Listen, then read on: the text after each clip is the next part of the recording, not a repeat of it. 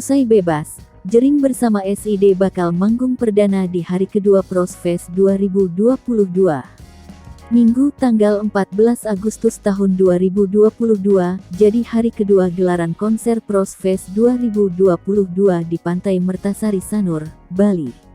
Di panggung Prostage, acara akan dibuka dengan penampilan band HIVI yang hadir sekira pukul 15.15 waktu Indonesia Tengah. Dilanjut dengan Run dan 420 yang akan mengambil alih panggung yang sama dengan HIVI.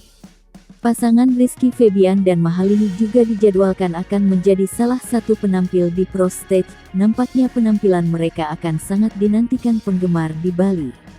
Tak sampai di situ, Kahitna, Darboy Gang, Sagidok, dan ditutup oleh aksi Om Leo berkaraoke featuring Andika Mahesa akan hadir di hari kedua Prossfest. Sementara itu di panggung Singaraja Stage akan memulai acara lebih awal. Deretan grup musik lokal Bali akan tancap gas sejak pukul 14 waktu Indonesia Tengah. Nama-nama besar seperti Jangar, No Stress, dan Joni Agung dan Double T. Jason Ranti atau JJ akan tampil di hadapan ribuan penontonnya pukul 18.15 waktu Indonesia Tengah. Setelah itu ada The Pups, Rollface, dan The Adams. Superman is Dead menjadi penampil pamungkas di Singaraja Stage. Prossfest juga akan jadi panggung pertama Gede Ari Astina alias Jering bersama SID setelah bebas dari penjara. Pantai Mertasari, Sanur akan menjadi saksi luapan kerinduan Jering bermusik setelah selesai menjalani hukuman selama setahun di penjara. Pantauan Tribun News lewat sosial medianya Jering sudah membagikan momen dirinya dan Nora Alexandra melakukan cek sound.